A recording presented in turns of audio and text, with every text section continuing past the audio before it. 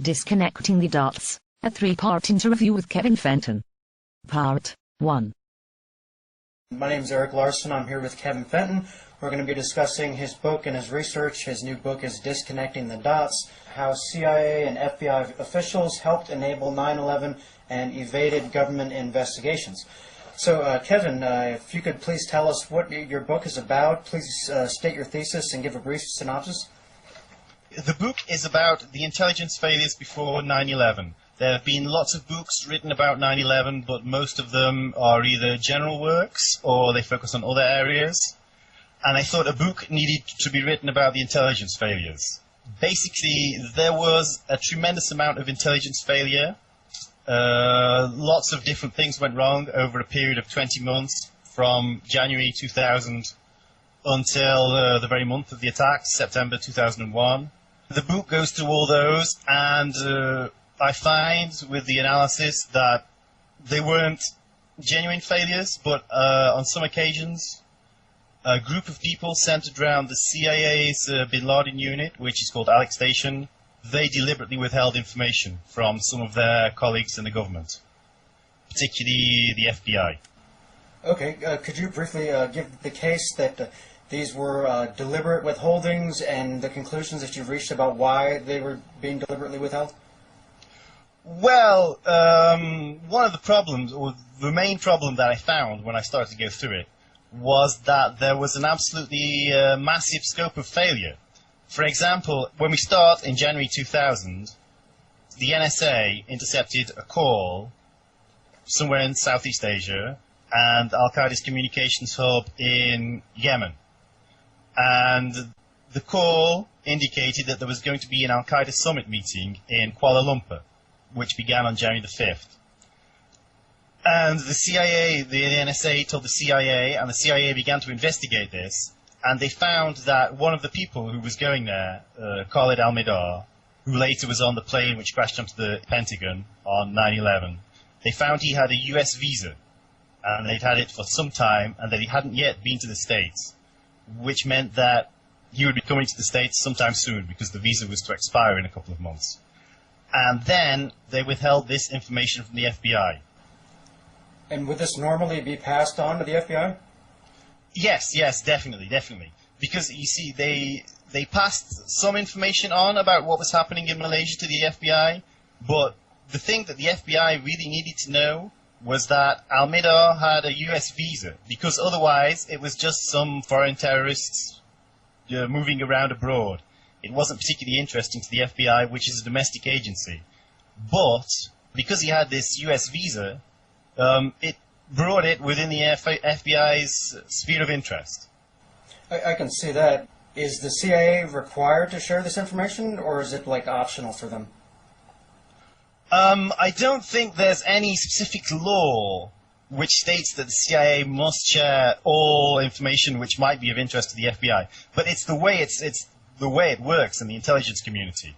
At the time, the FBI got a lot of the other information, and an FBI detailee to Alex Station named Doug Miller, he began to draft a cable telling the FBI what was going on, including that al-Mihdhar has this US visa, which was because being an FBI agent, you realized how important it was to tell the FBI this. And then another a CIA officer who worked with him, we don't know what her name is.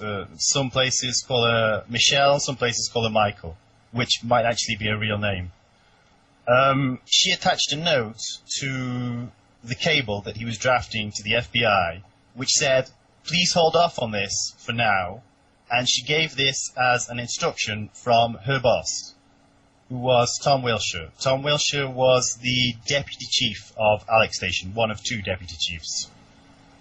Okay, and so Doug Miller, FBI detailee to the FBI, obviously the CIA and the FBI are sharing some information, coordinating on some stuff. Are there previous examples of the CIA passing on information about terrorists traveling to the U.S. or giving the FBI information that they want to know that would indicate that this incident is unusual, the withholding? People sort of think as the FBI and CIA as rivals, but generally the cooperation between them worked pretty well. I mean, if you look at this case, you can see the CIA told the FBI a whole lot of things which weren't particularly relevant. They told them about the Malaysia meetings, or they told some people at the FBI about the Malaysia meetings. But the one thing they admitted is the visa. There was a couple of different accounts in your book about how the CIA learned that he had a U.S. visa. Is it known, like, where in particular, like, what station got this information, and was it sent anywhere besides Al Station? By listening to the phone in Yemen, which he lived at the house in Yemen where the phone was. It was Al-Qaeda's global communication center. They discovered that he would be taking a plane from Sana'a to Kuala Lumpur in Malaysia, and that he would be stopping overnight in Dubai in the United Arab Emirates. And there's two stories about how they got the visa. One is that while he was at the airport in Dubai, a local Emirati intelligence officer who was working with the CIA photocopied it. He took his passport, took it into a room, made a photocopy, gave it back to Al-Midar. The other story is that while he was staying in Dubai, he left his hotel room, and then they broke into his hotel room, presumably a local intelligence official and CIA counterpart working with him, and they made a copy of his passport there. And then they sent that passport, or they discovered the visa, and they sent it to Alex Station. And presumably they sent it to some other places as well. One station which learned about it was definitely the CIA station or CIA officers in Saudi Arabia, because they went and they looked at when he'd got his visa, and they found that his visa had been issued to him in Jeddah in, I think it was April the 4th, 1999. And the Saudi CIA station, they looked at this in January of 2000, or when? January 2000. Okay. Yes. And so just to make sure I understand this information, in the UAE, it was either the CIA office there or UAE intelligence officials? I presume they were working together, but it came to the CIA station. Okay, and then they sent it to Alex Station, to Saudi Arabia, and I guess some other stations, such as Kuala Lumpur, Bangkok, Yemen, where he'd come from, Pakistan. Because while Al-Midar was going from Sana'a to Kuala Lumpur, his partner, Nawaf al-Hazmi, who was also on the plane which crashed into the Pentagon, he was going to Kuala Lumpur, but from, I think it was Islamabad or Karachi, perhaps. Okay.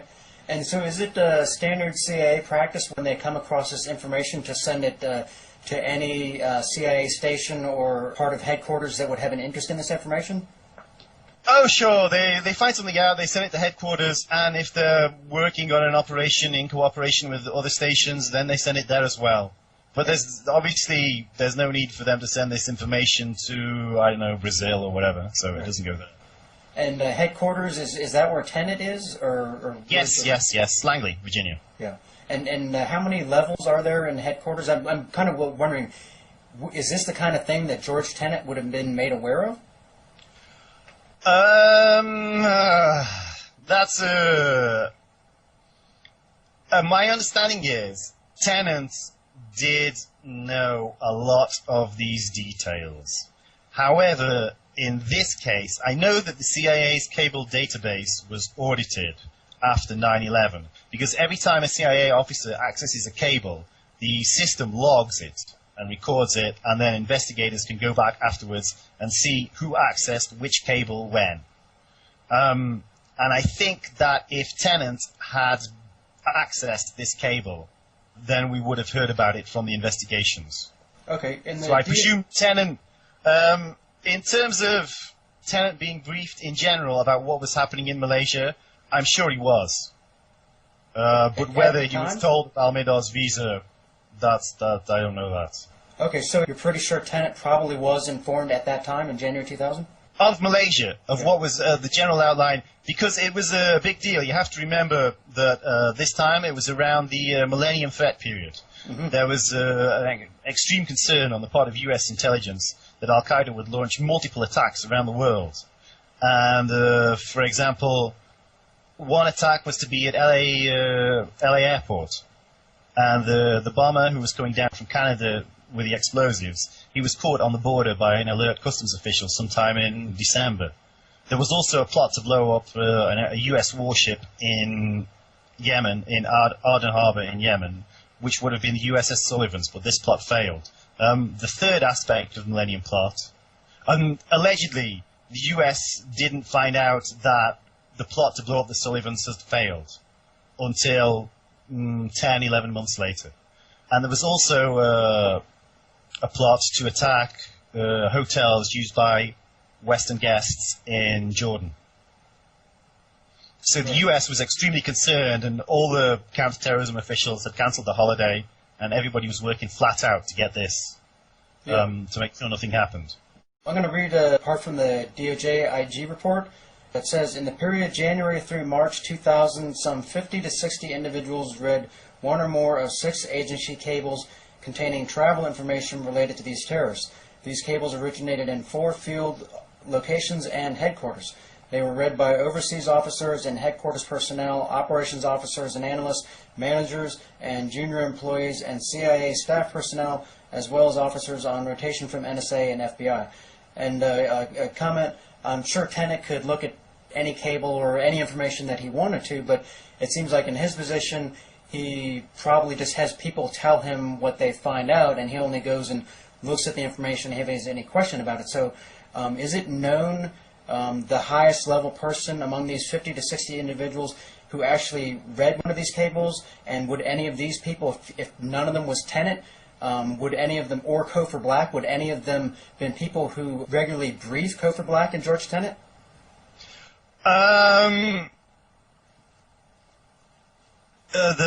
We know for certain that Tom Wilshire, who was the deputy chief of Alex Station, that he read some of these cables. It's extremely likely that he read them at this time.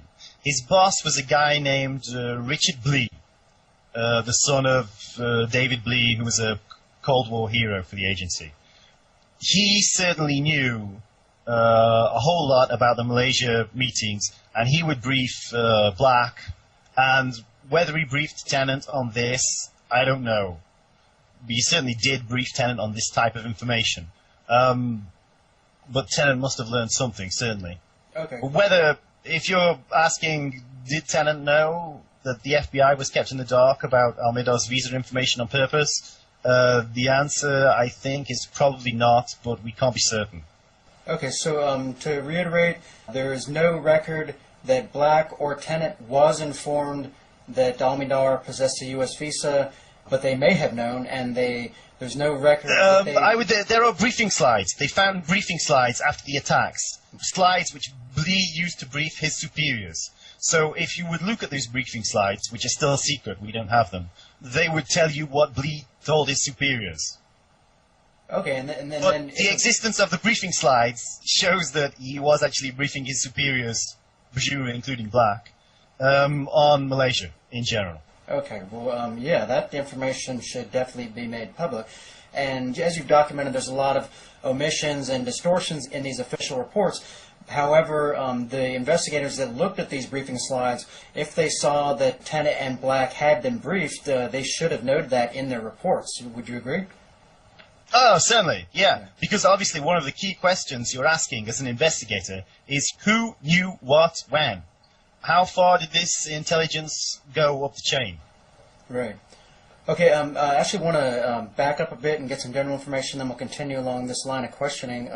Why did you write this book? Well, I started helping out with a website called History Commons. This must have been about 7 years ago.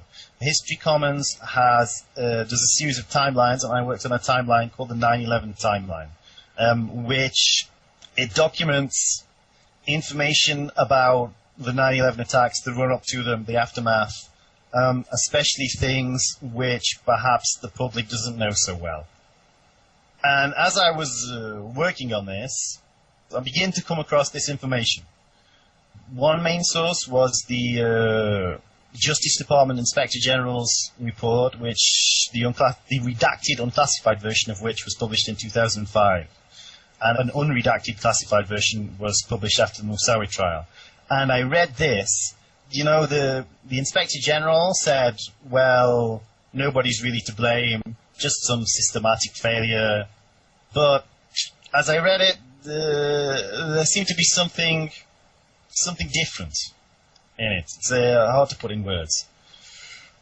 When I started reading it, I had thought that the various failures committed by the various intelligence agencies in the run-up to the attacks had been done by a vast, disparate group of people, meaning that any sort of concerted withholding of information would have been extremely difficult or impossible.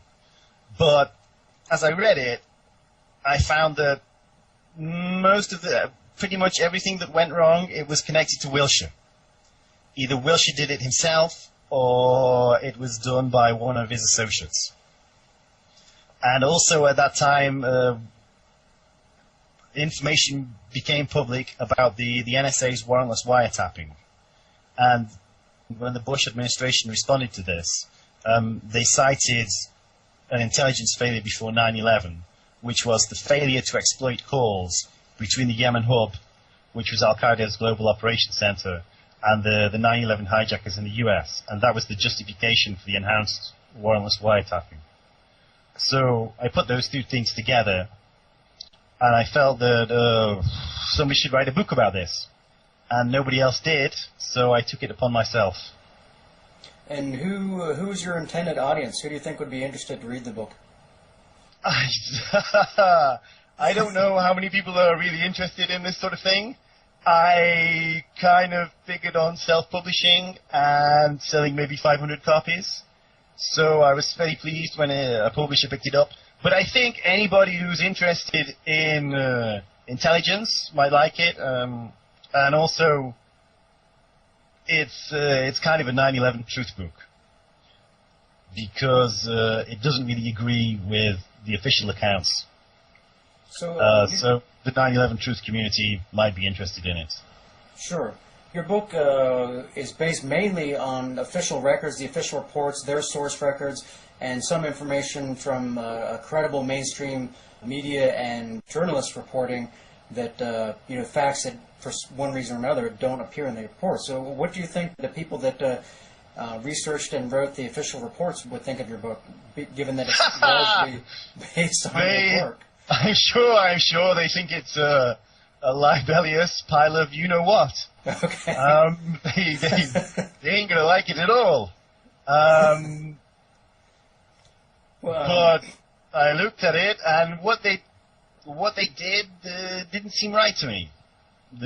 Although, obviously, we don't really have, we talk about the 4 reports, but what we have the 9/11 Commission, which was designed specifically by the executive director, Philip Zelikow, to leave out a whole bunch of unclassified information because he thought that the redaction of the Congressional Inquiry Report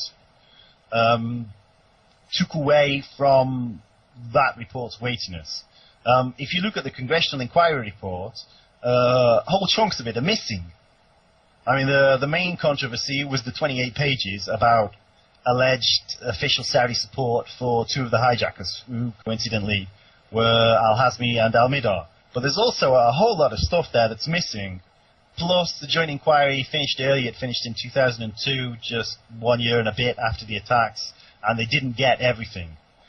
The CIA Inspector General's report is still secret, basically. After the Congressional Inquiry asked the CIA Inspector General to write the report, he wrote it. The agency's Director General, who I think at that time was Portegas, he said, "No, this is too critical of our employees. You can't write a report that is this critical or wants to actually hold the people who did wrong accountable. So rewrite the report and take the accountability out." So the report was rewritten, and then what was published, due to pressure from the victims' relatives in 2007, 6 years after the attacks, was the executive summary. And then if you look at the DOJ IG report, what's published is an unclassified version. There's classified material which is relevant to the intelligence failures which the public can't see, still. And this is nearly the 10th anniversary of the attacks. One of the things that you note in your book, as I mentioned earlier, is there's a lot of omissions and distortions in these reports, and the work of the investigators, presumably there's stuff there that they discovered that was left out. And as you know, there were certain things that didn't even get investigated. Like they barely went over to the NSA at all and barely looked at any of their records. And obviously the people who were in charge of the investigations, they make the decisions about what is said in the final report and how things are said. But the investigators themselves, would you think that, I mean, given that you've been able to put this together based on incomplete information, they probably, and I've read your book. I find it very persuasive. Comparing it to what's in the official records, these things, their conclusions don't seem to add up. So the work of the investigators themselves, I mean, it seems like they already know a lot of what you have discovered through piecing stuff together, which is like buried in endnotes and like hidden in turns of phrases and stuff like that. Would you agree? Well, one of the problems with the classified and unclassified version of the Justice Department Inspector General's report is that we don't really know what the investigators thought, because parts of what they thought were taken out. Quite possibly,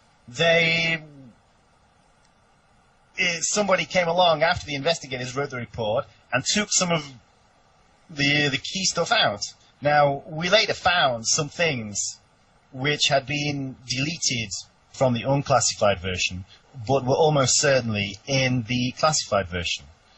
One of these things was an email which Wilshire sent after he'd been sent on loan to the FBI, and that it was an email he sent on July the 23rd, 2001. And in this email, he discussed the next major operation to be conducted by Al-Qaeda, and he said that Khalid al-Mihdhar was, quote, very high interest, unquote, in connection with this forthcoming attack.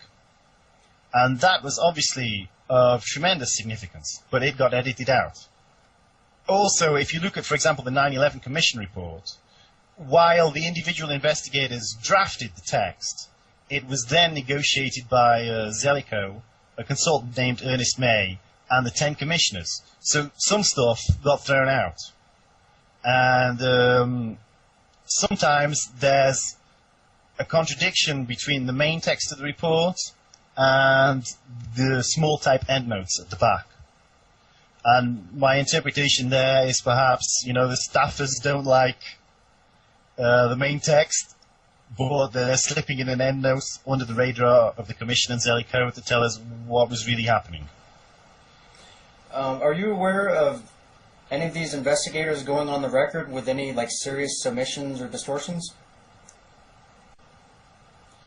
Oh, of the investigators claiming that the reports were wrong? Or distorted or incomplete, or a conclusion that was reached is contradicted, or any information like that? In Philip Shannon's book, he recounts what was happening with the Commission's investigation of the NSA. And this focuses on Laurie Fenner, who was, she was an Air Force officer, but she had some background in intelligence.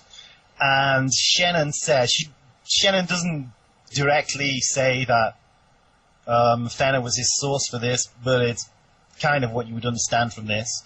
And based on what she says, Shannon argues that the Commission didn't properly investigate what the NSA had. And also there's the case of Dana Lieberman, who was fired from the 9/11 Commission by Zellicoe. She thought that there was more official Saudi support for the hijackers than the Commission wrote in its final report, although she's never said that publicly. Again, that's something from Shannon's book, and Shannon seems to have got that from somebody else. Do you know approximately how many investigative staff did the 9/11 Commission have? I think it was 81. Oh, some one or two of those would have been like PAs. And how about on the DOJ IG investigation? I would have thought a very small number there. There would just be a few people, because that was a much more narrowly focused investigation. Was the 9/11 Commission was investigating basically everything, and the DOJ IG was just doing the FBI. So I think that's that's like 2 or 3 people, perhaps a couple. Your book the charges in here are explosive, and it's mainly focused on what happened with Alex Station, and I understand the 9/11 Commission they wouldn't have 81 people investigating that. Like, how many people were working on that issue? Was it mainly Barbara Drew and the people under her? It was kind of cross-disciplinary. Or the 9/11 Commission was split into teams, and there was, I think it was initially 9 teams, but one was later split up into 2 parts, so 10 teams. And some of them were looking at actual factual areas, such as what happened on the day of the attacks. And some of them were looking at, because if you actually read the 9/11 Commission report, it's got, I don't know, about 13 chapters, but only 5 or 6 are about the 9/11 attacks. A couple of them are just sort of the beginning of Al-Qaeda, and there's lots of policy recommendations at the end. And some of the teams were focused on the policy recommendations. So they would also talk to people from Alex Station and so on to get their perspective. But the number of 9/11 Commission staff investigating what I talk about, it's a few people. And some of them, for example, there was a staffer called Alexis Albion who worked on the CIA issues. She didn't really have that much input, I felt, into the things I wrote about. She was more of a policy person. Okay, so it sounds like with the same kind of compartmentalization that happens in agencies, the stuff that you put together in your book, the investigative staff might not have been aware of the lot of stuff you've documented. Would that be fair to say? I'm sure it is. Somebody who was... I mean, if you read John Farmer's book, John Farmer was the leader of one of the teams who investigated, the team which investigated what happened on the day of the attacks, in particular the failure of the air defense. He wrote a book partly about, where there's about 60 pages covering the ground that I take on, and then there's another 200 and something pages about the air defense response and the investigation into that. And what he wrote, I mean, the part about the latter part, which he knew about, I thought was interesting, and you might disagree with it, but at least he has something to bring to the table. But he really absolutely did not understand what he was talking about with the intelligence failures. I mean, he couldn't keep straight who was who, and for example, there's a woman called Dina Corsi, who was one of Wilshire's associates when he went to the FBI, and he couldn't even remember whether she was a man or a woman. I mean, at one point she's a she in one paragraph, and then she becomes a he, and then she's a she again. Strange. It's a really hard. You have to I mean, there's a massive amount of detail, and yeah, I worked on it for years and years and years. And if you don't do that, it's kind of hard to get straight. Sure. Separate question. From reading the explanations and analysis in your book, it seems to me you have a working understanding of how organizations such as the CIA and NSA and FBI function. How did you develop this understanding? I read a bunch of stuff. I'm not an intelligence officer, never have been. I don't know any. At least I hope I don't know any. So I got it from basically reading books and articles, newspapers, that sort of thing. Okay. And please comment on the criticism that you are applying 20/20 hindsight to a series of events that were not and cannot reasonably expected to have been understood in real time. I think there were 2 key events.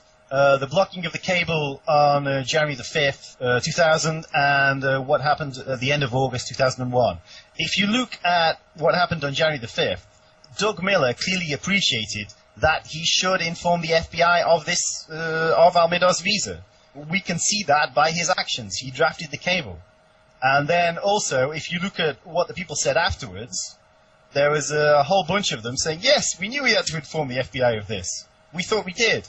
Because the day, for example, the day after Michelle blocked Miller's cable, she wrote another cable to various CIA stations, presumably Bangkok, Kuala Lumpur, Saudi Arabia, that sort of thing, which said that the visa information had been passed to the FBI.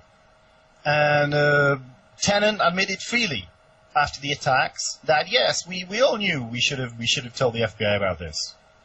This is an obvious thing for us to know. We all knew. They all claimed they They knew this. They thought they did it. That's what he said. Nobody's ever come out and said, we had no idea we should tell the FBI of Al-Midar's visa. That would be ridiculous. Also, if you look at what Wilshire knew by the end of August, he knew, first of all, that Al-Midar was very high interest in connection with the next Al-Qaeda attack. And he knew that he was in the US. Presumably, or I would suspect, that Wilshire was involved in secret surveillance of Al-Midar, and that he learned this on July the 4th. However, there's no way that that can be proven, based on the information we have now. So possibly he didn't learn it on this date. He definitely did learn it on August 22nd. There is documentary evidence of this. He freely admits it. So then, if you put these two pieces of information together, Al-Midar is going to be involved, or is going to have some sort of role in the next attack, and he's in the US, obviously, it's not really hard to work out where the next attack's going to be. Or what you should do to thwart it. You find Al-Midar. But he didn't tell anybody at the FBI this.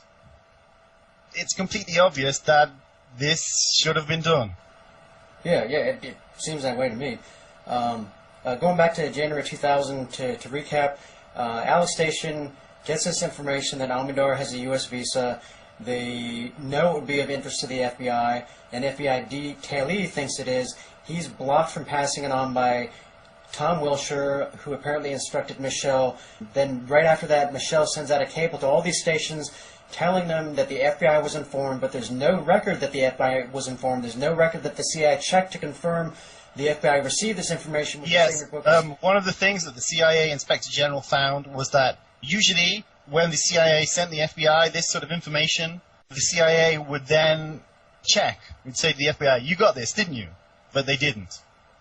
So once all these stations have gotten this cable that the CIA has been informed, one thing you point out is that tells them, well, we don't need to tell the FBI, but wouldn't that also lead them to believe that, well, the FBI knows this, there's no reason why we can't reference this in some future cable regarding some other information. And then the FBI might learn about it at that time and also learn that they hadn't learned of it in January. Yeah, I think that could have happened. I mean, if you look at, in fact, that did happen to a degree, because in February, I think it was February of 2001, an FBI agent named Frank Pellegrino, who was the FBI's, or the FBI agent who was charged with dealing with Khalid Sheikh Mohammed, who is allegedly 9/11 mastermind, is in Guantanamo now.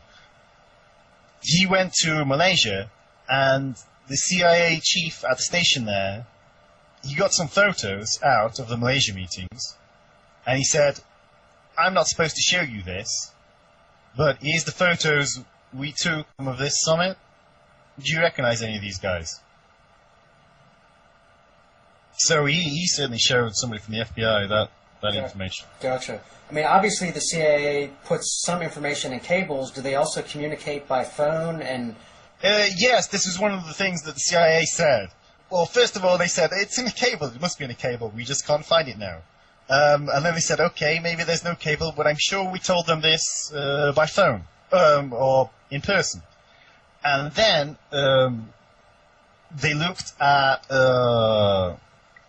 two briefings which were conducted by a CIA officer named, he's called, I think, Rob in the 9/11 Commission report. He's called James in the DOJ IAG report.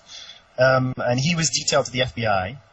And when one cable came in about Al-Midar having a US visa, what he did was he ran out, he grabbed an FBI agent, and he told him everything about Al-Midar and Malaysia, except that Al-Midar had a US visa, which was the one thing the FBI needed to know. Then another cable came in later that day or early the next morning with more information about Al-Midar, and another CIA officer at the FBI said, "Okay, so what's the deal with Al-Midar? The FBI wants to know. I'll go and tell them." And so James or Rob rushed out, grabbed another FBI official, briefed him on all the information, obviously except that Al-Midar has a US visa, which is the one thing he really needs to know.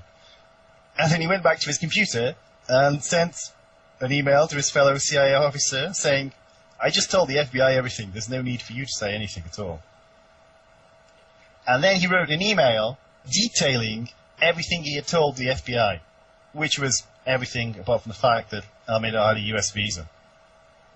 So I can see how, with the bureaucratic structure and procedures at the CIA, if they want to keep the FBI from learning something, and they want to make other people at the CIA believe it's been done or not know that anything untoward is going on, they just tell them that it's being done, so the other people will think this happened, and they don't know they haven't been told. There's no one foolproof way to, when this information is in so many cables, which can be read by anybody, there's no one foolproof way to ensure that this information never gets communicated.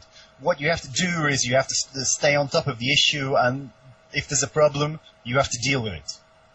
And this happened one or two times, that a problem came up, and then they had to, and this is one of the reasons why we know about the withholding, because there were constantly problems and things kept going wrong.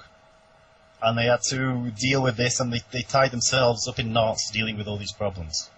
Is on important information like this, is the CIA, I mean, obviously it's good to have stuff in writing, and I can see that cables, would be used to, make sure information is documented and who read it and so on. But is it known, or would it be safe to assume that certain information, especially like illegal activities, CIA, a person in one station will communicate with a person in another station by phone or in person to make sure there isn't a record? I'm sure this does happen. I mean, they fly around the world and meet each other. I very much got the feeling that this did happen in one instance. After the Cole bombing, the FBI found out that an Al-Qaeda operative named Khaled bin Attash had been involved in the attack on the Cole. And to test this hypothesis, they sent a photo of bin Attash from Yemen to Islamabad. And in Islamabad, the FBI representative in Islamabad, Pakistan, was to go to one of their sources in Al-Qaeda and show him this photo of bin Attash. But the FBI representative, Michael D., he couldn't speak the source's language, so he took along his CIA counterpart there. And the CIA officer, Chris, showed it to Omar while Michael D. was out of the room. And then Michael D. came back in, and then Chris had Omar identify the photo again in front of Michael D. So Michael D. could be 100% sure what had happened, could observe the source's reactions, and so on. And this was all documented in cables. And this was a big deal for the Cole operation, because now they knew who one of the key operatives involved in the bombing was. Then, what seems to have happened is that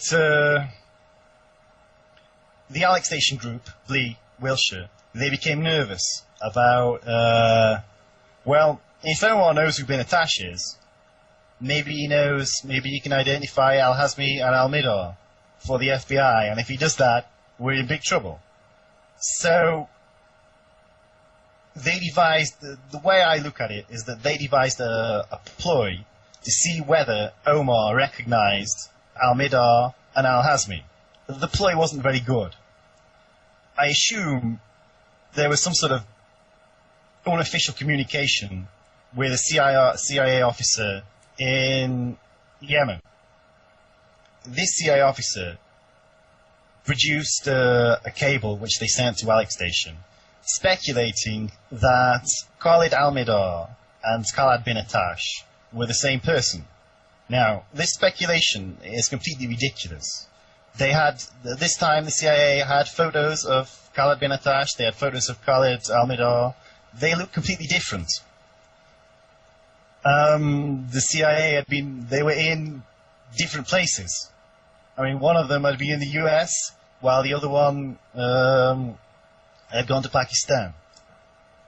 So they put this in the cable, And Alex Station said, okay, we'll send a photo of Khalid al-Mihdhar to Omar in Pakistan, and we'll see if he recognizes it.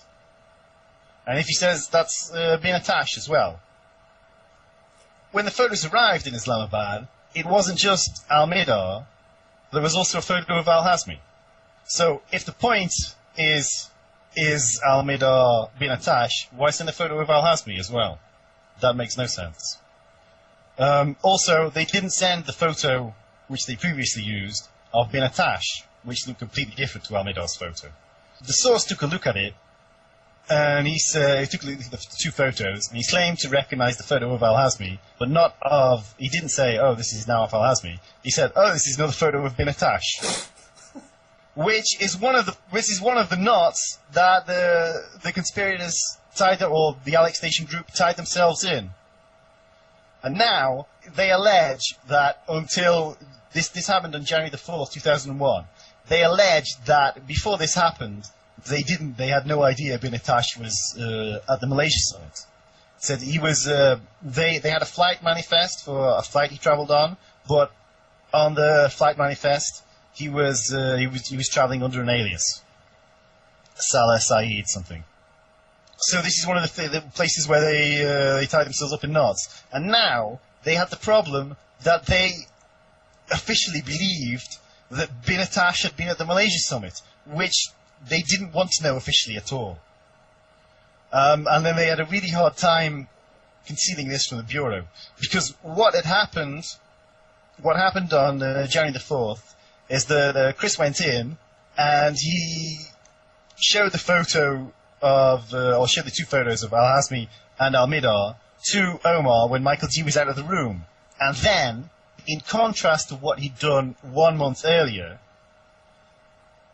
he didn't have it repeated when Michael D came back. And then, he never told Michael D about this at all. He never said anything. Oh, he's identified this guy, it's bin Attash. We know bin Attash was in Malaysia now. Never told Michael D about Malaysia, not a word. And then, he sent a cable, he sent out 3 cables. One cable was a general cable about the meeting with Omar, with everything apart from the fact that now he knew that bin Attash had been to Malaysia.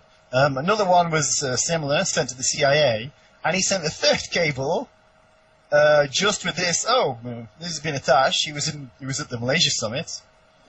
He sent that just to the CIA. So, given that this cable that identified al-Hazmi as bin Attash later created problems, it would have been better for like Wilshire and Blee and so on, assuming like your thesis is correct, that if that cable had not been sent, if he just picked up the phone and said that, is that correct? Yes, but he was asked by cable. He did it. He needed to send a reply by cable. That's the way I see it. Okay, so are the cables are they secure in a way that phones can't be secured?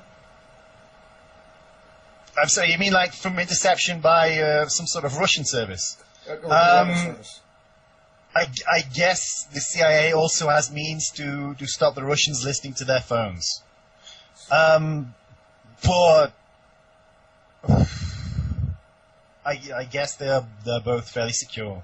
Okay. So but I mean, the thing is, if you go into a payphone and you call a payphone near somebody else's house, then that's not secure, but there's no official record of it. Okay. So I guess maybe who was it again that showed the footage? Was it what was his Chris? Name? His name was a CIA officer, just called Chris in all the reports. They use aliases. Okay. So Chris either didn't understand why this information was to be kept separate, or he didn't understand that this might later create problems. Is that correct, what you said? I think he understood very well that there could be trouble later. But he was told to do something. But one of the dynamics that I see is that the lower level members of the conspiracy, sometimes they have a tendency to cover their ass. And I think this is what Chris was doing. Because if there's a cable in to Chris saying, you have to do this photo identification, he needs a cable out saying, I've done this photo identification. Otherwise, when investigators come calling, he's gonna be in trouble. He said they told you to do it, but you didn't do it, and now there's 3,000 dead people. It's your fault. Right. And another thing he did was that he said, well, he obviously knew he hadn't told Michael D.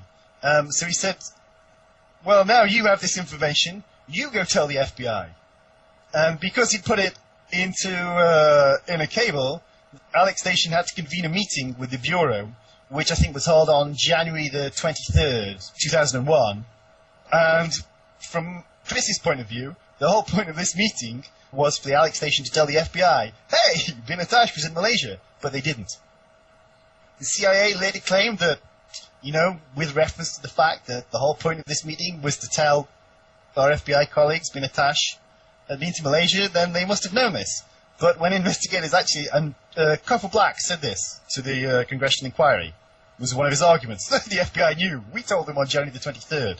But when the investigators actually looked at the records of the meeting, there was no reference to Bin Attash being in Malaysia. And then Ali Soufan is an FBI agent who was heading the Cole bombing inquiry. He later became famous for his opposition to torture. He flew out to Islamabad to talk to Omar, because Omar wasn't just an intelligence source, Omar was a criminal source. They planned to use Omar in a criminal prosecution of the Cole bombers, in particular Bin Attash. So they needed Omar to repeat his identification of the first photograph formally, and they would draft some documentation and they could then use it in court. So they sat around a table. Soufan, one of his colleagues from the Cole bombing, I think was a naval criminal investigator, Chris and Omar, and they had this photo done again. Is this Bin Attash? Yes, okay, sign this. And Chris is there. And Chris also knows, you know, 4 weeks earlier he talked to Omar, was Bin Attash in Malaysia? Yes. And Chris didn't mention this at all. It seems like, especially considering a lot of the investigative staff had experience at these agencies they're investigating, that they would have been able to know something really went wrong. Incompetence isn't an excuse. That they should have been sniffing down like questions that could have uncovered facts, which would lead to other facts and so on. But is there any evidence that during their interviews they were asking these kind of questions? And how did the commission report deal with like the situation with Chris and these other various problematic episodes that you documented? There's an anecdote that Philip Shannon tells in his book about the Saudi support, or the alleged Saudi support, for Al-Hazmi and Al-Midar. So they investigated this for nearly 2 years, and the investigators decided that probably there was some official Saudi support for these two guys. Don't really know how much. It's very highly likely. We have a load of circumstantial evidence. And after the report was drafted, the team leader, Dieter Snell, came along, and he began to delete these sections from the report.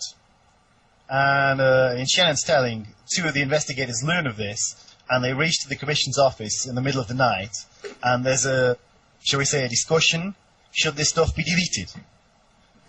Snell's position is that we can't prove this 100%, therefore we must delete it.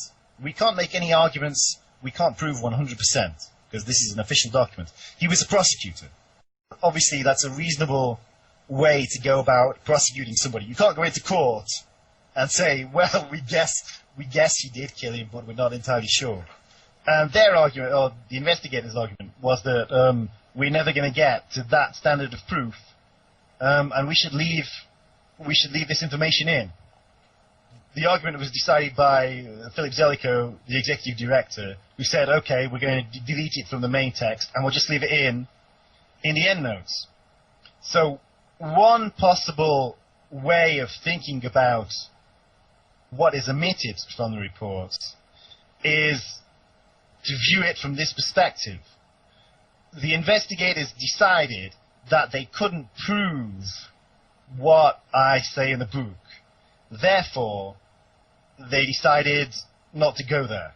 And that's why the reports are written like that.